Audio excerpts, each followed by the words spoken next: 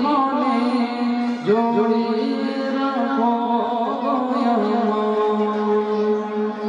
শত শত ভুল মাফ করে দাও, শত শত ভুল মাফ করে দাও, জানা কিবা জানা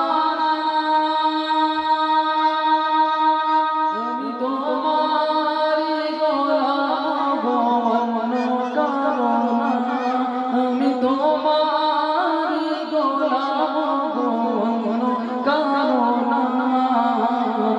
আলিমুল গায়ব তুমি মালিক রব্বানা। আল্লাহু আল্লাহু আল্লাহু